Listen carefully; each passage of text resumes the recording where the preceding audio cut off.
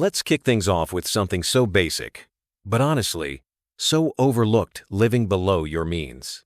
I know it sounds like the oldest advice in the book, but when you actually start tracking every dollar, it's amazing how quickly little expenses add up. You're telling me. The first time I made a real budget, I realized my so-called tiny splurges were eating into my savings big time.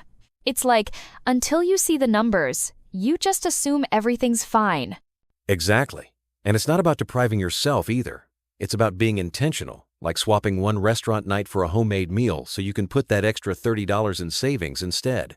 That makes sense. Once I got into that mindset, it stopped feeling like sacrifice. Building even a basic emergency fund became this game I actually wanted to win. You know, speaking of emergency funds, nothing feels better than having that cushion for the unexpected, like when my car broke down last year. I didn't even panic. Oh, I remember that scramble. For me, automating savings was the only way to get serious. Setting up a direct deposit into a separate account, so I never even saw the money, changed the whole equation. And once you start saving, it's wild how fast you can pivot toward paying off high-interest debt.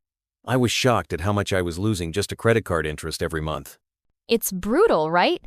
Clearing out those debts felt like getting a raise. Suddenly, all that money was free to invest or put towards something that actually grows. With debt out of the way, it really opens the door to investing. And honestly, people get intimidated, but starting small and being consistent with something like index funds is so doable. Totally. And the magic is in the long game. Even if you're just putting a little in every month, compound interest starts to do the heavy lifting after a few years. I wish more people realized you don't need a windfall to get started. And there are so many ways to invest. Some folks love real estate. Others stick with stocks, or even try out a small online business. The key is making it routine, so your money grows quietly in the background. That actually reminds me. I once set up automatic investments and almost forgot about them until I checked years later and was stunned at how much it grew. Let's switch gears for a second. Growing your income is the other side of the wealth coin. Picking up high-income skills like coding or sales can totally transform your trajectory. Exactly. I took a short digital marketing course, and that one skill opened up freelance gigs I never even considered before. Sometimes, that little extra on the side adds up faster than a raise at your day job. And for the really ambitious, starting a small business, maybe an online shop or selling a course, can be a game changer. You don't have to quit your job overnight. So many people start with just a few hours a week. What surprised me most is how multiple income streams lower stress. Losing one client or job doesn't sting as much when you've got a backup bringing in cash.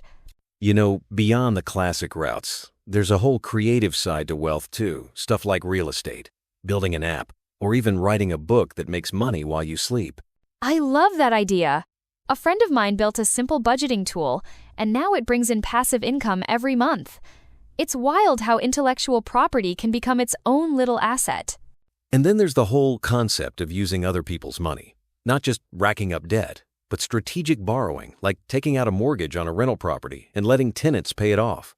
It definitely takes some learning to tell good debt from bad, but when done right, it can seriously accelerate wealth building.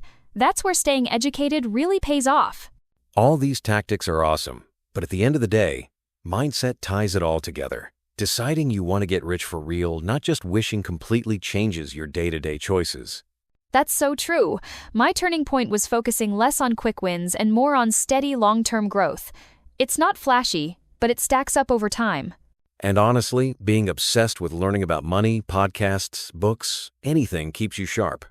The rules keep changing, so it pays to stay curious. Couldn't agree more. If you treat wealth building as a lifelong project, it actually gets fun to see progress year after year. It's like building a muscle you want to keep flexing.